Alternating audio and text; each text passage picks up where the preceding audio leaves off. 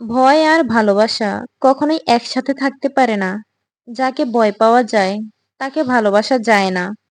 ঠিক যেমনটা হয়েছিল সুভার সাথে।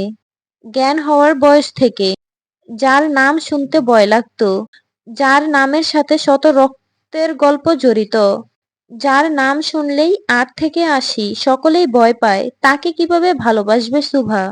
পোড়াবাড়ি হলো তামিমের রক্তপাতের সূচনার স্থান, যেখান থেকে জন্ম হয় এক রক্তপিপাসু লোকের সূচনা, যার না আছে ভয় আর না আছে মনুষ্যত্ব। কিন্তু এই ভয়হীন মানুষটার মনে আজকে প্রেমের দক্ষিণা বাতাস বহমান। তামিম সরকারের মতো হৃদয়হীন লোকও যে কারো প্রেমে পড়তে পারে, এটাই ছিল আরশিনগরের সব থেকে আশ্চর্যের বিষয়। তামিম সারা রাস্তা সুভার হাত ধরে থাকে আর এক দৃষ্টিতে তাকিয়ে থাকে। না পারছে তামিমের হাত থেকে নিজের হাতটি ছাড়াতে, আর না পারছে নিজের মুখের আড়াল করে বসে থাকতে। গাড়িতে হঠাৎ ব্রেক পড়ায় তামিমের ধ্যান সরে যায় সুভার থেকে। কি কাকা, এত সুন্দর দৃশ্য দেখতে বাধা দিচ্ছ কেন? আজ্ঞে কর্তা, চলে এসেছি। তামিম সুভার থেকে নজর সরিয়ে বাইরে নজর দেয়। তামিমের গাড়ি আসার সাথে সাথে লোকজন গোল হয়ে দাঁড়ায় গাড়ির চারপাশে। আর তামিমের দরজা খুলে দেয়। দরজা খুলতেই তামিম নেমে পড়ে। তামিম নামার সাথে সাথে আরেকজন সুভার দরজা খুলতে যায়। খবরদার, শি ইজ মাই লেডি। চোখ নামা। তামিমের কথা মতো সবাই জড়ো হয়ে দাঁড়িয়ে নিজের মাথা নিচু করে রাখে। আর তামিম অপর পাশে যেয়ে সুভার গাড়ির ডোর খুলে দেয়। তামিমকে ডোর খুলতে দেখে তার পঞ্চপাণ্ডবের চোখ কপালে উঠে যায়। তামিম সরকারও যে কারো জন্য এভাবে কাজ করবে, সেটা একদমই অবিশ্বাস্য। সাথে সাথে তারা চোখ নামিয়ে নেয়। তামিম ডোর খুলে হাত বাড়ায় সুভার দিকে। সুভা প্রথমে আমতা আমতা করলেও তামিমের চোখ রাঙানো দেখে সাথে সাথে তার হাত ধরে ফেলে আর গাড়ি থেকে নেমে পড়ে। তামিম সুভাকে গাড়ি থেকে নামিয়ে তার হাত ধরেই সামনের দিকে যেতে থাকে। সুভাও তামিমের পিছু পিছু হাঁটতে থাকে। তাদের সাথে তামিমের পঞ্চপাণ্ডবও পিছু নেয়। একটু দূরে যেতেই তামিম দাঁড়িয়ে পড়ে আর পিছনে ফিরে। শালার ভাইরা, ভাই ভাবির রোমান্স দেখতে যাচ্ছ সাথে? বাঘ এখান থেকে। তামিমের ধমক পড়ার সাথে সাথে সবাই যে যার মতো দৌড় দেয়। আর তামিমও সুভাকে নিয়ে একদম পোড়াবাড়ির মাঝে চলে আসে। তামিম সুভাকে মাঝে দাঁড় করায় আর সুভার 2 হাত ধরে। সুভা তখনও মাথা নিচু করে দাঁড়িয়ে থাকে।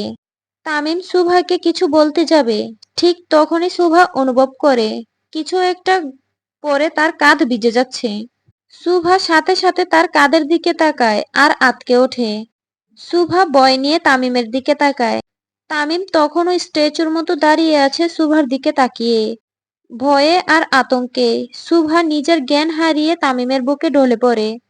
আর তামিম তার শক্ত বাহু দিয়ে সুভাকে ধরে রাখে। সাথে সাথে তার পঞ্চপাণ্ডব হাজির হয়।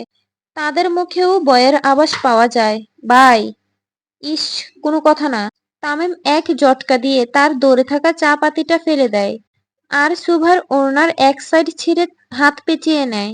সুভাকে আধকোলা করে গাড়িতে বসিয়ে ডোর নক করে দেয় আর খুব হিংস্রতা নিয়ে সামনে এগিয়ে আসতে থাকে। মাহির, চা পাতি দে। তামিমের হুঙ্কারের সাথে সাথে মাহির তাকে চা পাতি দিয়ে দেয় আর তামিম তা নিয়ে সামনে এগিয়ে যেতে থাকে। তামিম সামনে এগিয়ে যেতে যেতে বোমা সাকিব বাইক নিয়ে চলে আসে আর তামিম তাতে উঠে পড়ে। তামিম সুভার 2 হাত ধরে তার মনের কথা বলতে যাচ্ছিল। ঠিক তখনই একটি উড়ন্ত চা পাতি সুভার কাঁধ বরাবর আসে আর তখনই সাথে সাথে তামিম তা এক হাত দিয়ে ধরে ফেলে। চা পাতির গতি একটু বেশি হওয়ায় তামিমের হাত বেশ অনেকটা ক্ষত হয়ে যায় আর সুভার কাঁধ ভিজে যায় রক্তে। এমন দৃশ্য দেখে সুভা নিজেকে ধরে রাখতে পারে না, নেতিয়ে পড়ে তামিমের বক্ষে। তামিম চা পাতি হাতে নিয়ে বাইকে চড়ে দুজন লোককে তাড়া করে। লোক দুটোর দৌড়ানোর গতি বেশ জোরে, কিন্তু যান্ত্রিক মেশিনের কাছে তাদের গতি কিছুই নয়, তাই খুব সহজেই ধরা পড়ে যায়। সাকিব চলন্ত বাইক থেকে নেমে পড়ে আর তামিম ফুল স্পিড দিয়ে সেই লোক দুটোকে ধরে ফেলে। লোক দুটোর কাছে যেতেই তামিম বাইক তাদের চারপাশে ঘুরানো শুরু করে আর অপর হাতে চা পাতি দিয়ে তাদের মারতে শুরু করে। কোনো কিছু বলার সুযোগ দেয় না তামিম। হিংস্র বাঘের মতো ঝাঁপিয়ে পড়ে তাদের উপর। দুজন লোকের রক্তে রাস্তাটা প্রায় লাল হয়ে ভরে যায়। কিছুক্ষণ পর তামিমের পঞ্চপাণ্ডব চলে আসে। সাকিব ভাই, এখনই উড়াইতাছি। মানিক ভাই, সব ক্লিয়ার করতেছি। তামিম তার চা পাতিটা নিজের পাঞ্জাবিতে মুছে মাহিরের হাতে দিয়ে দেয় আর সিগারেটে টান দিতে দিতে পোড়াবাড়ির উদ্দেশ্যে চলে যায়।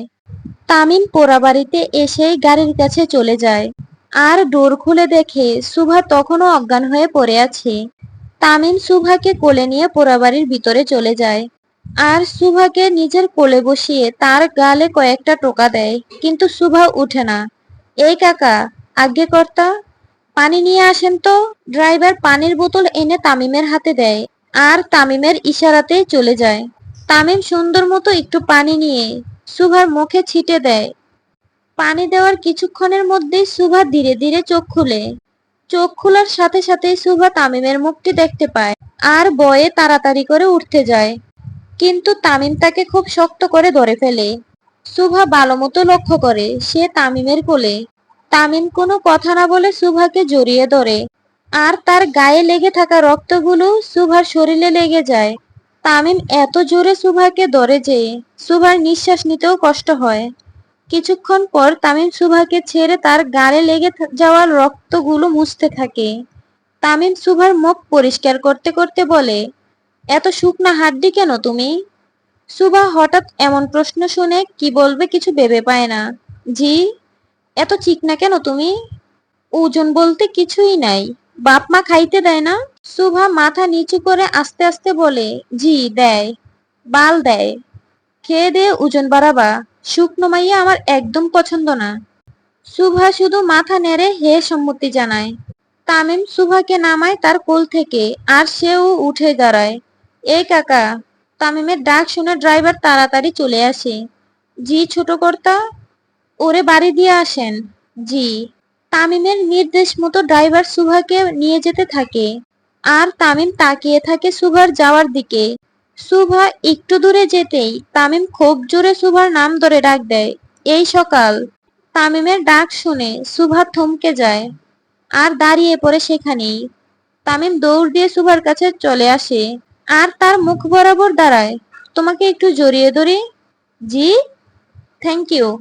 তামিম থ্যাংক ইউ দিয়ে সুভাকে জড়িয়ে ধরে আর সুভা হতভম্বের মতো দাঁড়িয়ে থাকে। সে তামিমকে ধরার জন্য সম্মতি দেয়নি, কিন্তু তামিম সুভার জিকে সম্মতি ভেবে জড়িয়ে ধরে। কিছুক্ষণ পর তামিম সুভাকে ছেড়ে দেয়। যাও, বাড়ি যাও। সুভা মাথা হেলিয়ে গাড়িতে উঠে বসে আর তামিম সুভার গাড়ির দরজা লাগিয়ে তাকে বিদায় দেয়। সুভার গাড়ি না যাওয়া অবধি তামিম তাকিয়ে থাকে।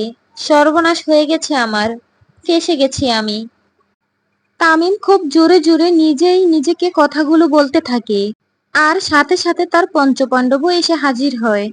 ক্যাঠা করলো আপনার সর্বনাশ ভাই, আমারে কন খালি। তামিম কালামানিকের কথা শুনে পিছনে ফিরে তাকায় আর তার পাশে থাকা টাকলা মফিজের হাত ধরে টান দিয়ে তার টাক মাথায় একটা চুমু খায়। এই টাকলাই আমার সর্বনাশ করছে, দর ওরে। তামিমের কথা শুনে বাকি চারজন টাকলা মফিজের উপর ঝাঁপিয়ে পড়ে আর যে যার মতো কিলঘুষি মারতে থাকে। অন্যদিকে তামিম তখনও সুভাকে জড়িয়ে ধরার মুহূর্ত ভুলতে পারে না। আল্লাহ রে, মা রে, বাবা রে, ওরা আমার সর্বস্ব লুটে নিল, ভাই বাঁচান আমারে, ও ভাই। টাকলা মফিজের চিৎকার শুনে তামিমের টনক নড়ে। সে পিছন ফিরে দেখে আসলেই মফিজকে ধরে বাকিরা রাম কেলানি দিচ্ছে। শালার বাইরা থাম, আমার টাকলার টাক ফাটাইতাছস কেন? তামিমের কথা শুনে বোমা সাকিব প্রতিবাদ করে ওঠে, না ভাই, ও আপনার সর্বনাশ করছে, ওরে ছাড়ুম না। হ ভাই, আজকে ওর সানডে মানডে ক্লোজ করমু। কালামানিক আর বোমা সাকিবের কথা শুনে তামিম নিজের মাথায় নিজে হাত দেয়। ওর মতো টাকলা আমার কি সর্বনাশ করব, ছাড় ওরে। তামিমের কথা মতো সবাই টাকলা মফিজকে ছেড়ে দেয়, কিন্তু ততক্ষণে মফিজের অবস্থা শেষ প্রায়। মফিজের গেঞ্জি ছেঁড়া, জুতা ছেঁড়া আর মুখের আকৃতি প্রায় 12টা বাজিয়ে দেয় তারা। মফিজ ধীরে ধীরে তার ছেঁড়া জুতোটা হাতে নেয় আর সামনে থাকা চারজনের দিকে তাকায়। আবেগে যে তারা মফিজের 12টা বাজিয়ে ছেড়েছে সেটা এতক্ষণে বুঝে গেছে তারা। যে যার মুখের দিকে তাকায়। মফিজ নিজের জুতোর দিকে তাকিয়ে বাকিদের দিকে তাকায় আর খুব জোরে গালি দিয়ে তাদের ধাওয়া করে। আর বাকিরা যে যার মতো পোড়াবাড়ির আশেপাশে লুকিয়ে পড়ে। কারণ টাকলা মফিজ আজকে তার টাক দিয়ে বাকিদের শেষ করবে বলে নিয়ত করে ফেলে। আর তামিম তাদের এই দৃশ্য দেখে ভ্রু কুঁচকে তাকিয়ে থাকে। তাদের দৌড়াদৌড়ি এভাবেই চলতে থাকে যতক্ষণ না তামিমের জারি পড়ে। তামিম খুব জোরে ধমক দেওয়ার সাথে সাথে সবাই যে যার মতো করে দাঁড়িয়ে পড়ে।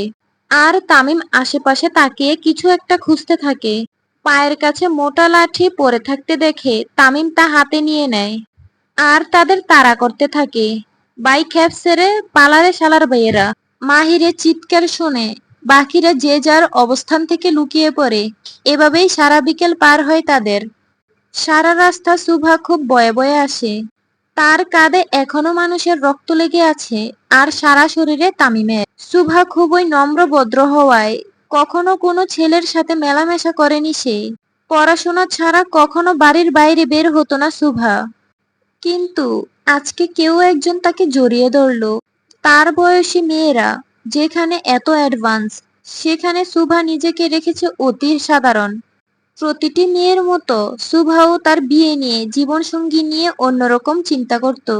বান্ধবীদের সাথে আড্ডায় সব সময় সুভা বলতো খুব ভালো একজন মানুষের সাথে তার বিয়ে হবে, অতি সাধারণ একজন মানুষ তার জীবনসঙ্গী হবে। কিন্তু কে জানতো তামিমের মতো এমন রকচটা মানুষের পাল্লায় পড়বে সুভা। বাড়ির সদর দরজায় দাঁড়িয়ে সুভা খুব আতঙ্কে থাকে। যদি তার মা জানতে চায় কি বলবে তাকে? কোথায় থেকে আসলো? কেন এত রক্ত তার শরীরে? সুভার চিন্তার মাঝেই তার মা দরজা খুলে দেয়। কিরে, বাইরে দাঁড়িয়ে আছিস কেন? এমনি মা, আয় জলদি। সুভা মায়ের সাথে ভিতরে ঢুকে পড়ে। আর মনে মনে দোয়া পড়তে থাকে যেন তার মা কিছু জানতে না পারে। মেয়েটা এখন কেমন আছে রে শুভু? কোন মেয়ে মা? আরে যার অ্যাক্সিডেন্ট হলো, তুই যাকে ধরে হসপিটালে নিয়ে গেছিলি। সুভা তার মায়ের কথার মাথা মুন্ডু কিছু বুঝতে পারে না। শুধু বুঝার চেষ্টা করে ঠিক কি বলতে চাচ্ছে তার মা। দেখেছিস কত রক্ত লেগে আছে গায়ে? মেয়েটা কি অনেক ব্যথা পেয়েছে? সুভা তার মায়ের কথা এবার বুঝতে পারে। কিন্তু তার মাকে এই ঘটনা কে সাজিয়ে বলল? সুভার চিন্তার অবসান ঘটিয়ে তার মা জানায়, তাদের বাংলা মিস জানিয়েছে কল দিয়ে। আর কালকে নতুন কলেজে নিয়ে অ্যাডমিশন করাবে সেটাও বলেছে। সুভার আর বুঝতে বাকি থাকে না এগুলো কার কাজ। সুভা তার মায়ের সাথে কথা বলেই রুমে চলে যায়। আর লম্বা শাওয়ার নেয়। সুভা তার চুল মুছতে মুছতে ফোনে টেক্সট আসার শব্দ পায়। চুল মুছতে মুছতে ফোনটা হাতে নিয়ে দেখে তামিমের টেক্সট। সুভা খুব দ্বিধা নিয়ে টেক্সটটা ওপেন করে। সাজবে আমার জন্য, তাছাড়া নয়। সুভা তামিমের টেক্সটের আগামাথা কিছু বুঝতে পারে না। বিছানায় ছুঁড়ে মারে ফোনটা। পোড়াবাড়ির দেয়ালের সাথে হেলান দিয়ে দাঁড়িয়ে আছে তামিম সরকার। একটা হাত দেয়ালে ঠেকিয়ে রেখেছে। আর অন্য হাতে ধরে রাখা সিগারেটের ধোঁয়া ধীরে ধীরে বাতাসে মিলিয়ে যাচ্ছে। তামিম আজকে আর তার মধ্যে নেই। আটকা পড়ে গেছে এক রমণীর মায়ায়। এই ২৮ বছরের জীবনে কোনো নারীকে স্পর্শ না করা আমি কিভাবে একটা ১৯ বছরের মেয়ের মায়ায় আটকালাম বলতো? তামিমের আবেগী কথা শুনে তার পঞ্চপাণ্ডবের মুখে হাসি চলে আসে। অবশেষে তামিম সরকারের মতো বদমেজাজি লোক কারো মায়ায় আটকালো। সব ওই প্রেম ভাই, বহুত খারাপ জিনিস, যারে ধরে টানা টানা কইরা সারে। মানিকের কথা শুনে তামিমের মুড নষ্ট হয়ে যায়। শালা, মুডটাই নষ্ট করে দিলি। তামিমের কথার মাঝেই মাহির বলে, সরকার বাড়ি থেকে কল আসছিল, তামিমকে যেতে বলেছে তানভীর সরকার। মাহিরের কথা শুনে তামিম আর বাকিরা রওনা দেয় বাড়ির উদ্দেশ্যে। তামিম তার খোলা জিপ নিয়ে রওনা দেয়। আর বাকিরা বাইক দিয়ে তার পিছু পিছু আসে। আজকে সরকার বাড়িতে যেন চাঁদের হাট বসেছে। বিভিন্ন মন্ত্রণালয়ের মন্ত্রীগণ এসেছে সরকার বাড়িতে। ভোটে তানভীর সরকার জিতে আরেকবার প্রধানমন্ত্রী হওয়ার সুযোগ পায় ৯৭% সে সুবাদে প্রায় নেতারা এসে ভিড় করে। কিন্তু আজকের এই মিটিং একটু অন্যরকমও বটে। তামিম সরকারের বিয়ের কথা হচ্ছে আজকে। স্যার, আমি বলি কি, তামিম বাবা আসলেই তার সাথে একবার কথা বলুন। দেখুন, আমি মন্ত্রী। তামিম কাকে বিয়ে করবে সেটা তার ব্যক্তিগত ব্যাপার। আমি কোনো গ্যারান্টি দিতে পারছি না। তাও স্যার, মেয়েটা জিদ ধরেছে তামিম বাবাকেই বিয়ে করবে। কে কাকে বিয়ে করছে মন্ত্রী? তামিম অন্দরমহলে ঢোকার সাথে সাথেই কেমন যেন একটা নীরবতা শুরু হয়ে যায় সেখানে। তামিমকে ভয় পায় না এমন লোক খুব কমই আছে। আসলে বাবা আপনার বিয়ের কথা বলছিলাম। তাই নাকি? যতদূর জানি আমি তো এতিম না, বাপ আছে আমার এখনো। আপনার চিন্তা করতে হবে না। তানভীর সরকার মুখে একটু হাসি নিয়ে তামিমের কাছে যায়। বাবা যান, এইবার কিন্তু আপনার বিয়েটা করা উচিত। আপনার ছেলের বউ এখনো অনেক ছোট আব্বা। আমাকে সামলানোর ক্ষমতা তার নেই। ইন্টার পরীক্ষা শেষ হোক তার, তারপর তুলে আনবো নে। তামিমের কথা শুনে উপস্থিত সকলেই একটু চমকে যায়। শেষমেশ তানভীর সরকারের ছেলে একটি ইন্টার পড়ুয়া মেয়েকে বিয়ে করতে যাচ্ছে। যদিও সকলের মধ্যে একটু আলোচনা শুরু হয়, কিন্তু তামিম সরকারের ব্যক্তিগত বিষয়ে কথা বলবে এমন সাহস কারোর নেই। তামিম কথাগুলো বলেই উপরে চলে যায় আর দরজা নক করে দেয়। লম্বা একটা শাওয়ার নিয়ে তামিম এসে সোজা তার বেডে শুয়ে পড়ে আর নিজের ফোন বের করে সুভার ছবি দেখে। আমার ঘুম কেড়ে নিয়ে তুমি আরামে ঘুমাবা, তা তো হবে না সকাল। তামিম কিছুক্ষণ চিন্তা করে তার লোকদের ফোন দেয়, তাড়াতাড়ি ব্যবস্থা কর, আমার ঘুম আসতেছে না। তারপর তামিম রেডি হয়ে বেরিয়ে পড়ে, সাথে তার লোকেরাও থাকে। কিছুক্ষণ পর গাড়ি থামে সুভাদের বাড়ির সামনে। তামিম নামা মাত্রই সুভাদের বাড়িওয়ালা তার কাছে চলে আসে আর থর থর করে কাঁপতে কাঁপতে চাবি তার হাতে দেয়। মাহির, ভাই, দে। জি ভাই। তামিমের নির্দেশ মতো সুভাদের বাড়িওয়ালাকে নগদ 50,000 টাকা দেয় মাহির। কারণ সুভাদের বাড়ির ডুপ্লিকেট চাবি এনে দেয় তাকে সে, যেটা দিয়ে দরজা খুলে তামিম সুভার কাছে যাবে। তাই খুশি হয়ে তামিম তাকে পুরস্কার দেয়। মানিক, ভাই, আমি এখনই যাইতাছি। তামিমের কথা মতো মানিক আগে বাড়ির ভিতরে ঢুকে আর সবাইকে ক্লোরোফর্ম দিয়ে অজ্ঞান করে ফেলে, সুভাকে ছাড়া। ভাই, একটা কথা কই। বল। আপনি চাইলেই তো যে কোনো বাড়ির ভিতরে যাইতে পারেন, বাধা দেওয়ার মতো কারো সাহস নাই। তাহলে এই গোপনীয়তা? মাহিরের কথা শুনে তামিম উপরে তাকায় আর আসমানের দিকে ইশারা করে বলে, আমি চাইতেছি না সে ভয় পাক, তার পরিবার তাকে কোনো প্রেসার দিক। তামিম কথাগুলো বলেই ভিতরে ঢুকে পড়ে আর বাকিরা যে যার মতো গাড়িতে শরীর এলিয়ে দেয়। তামিম বাড়ির ভিতরে ঢুকে সোজা সুভার রুমে চলে যায় আর তার মাথার কাছে যেয়ে বসে এক দৃষ্টিতে তাকিয়ে থাকে সুভার দিকে। আজকে যেন তামিমের পরীকে রাত পরী থেকে কম লাগছে না। এই রাত পরী। তামিম এইভাবে বেশ কয়েকবার সুভাকে ডাকে, কিন্তু রাত বেশি হওয়ায় বেশ গভীর ঘুমে আচ্ছন্ন থাকে সুভা।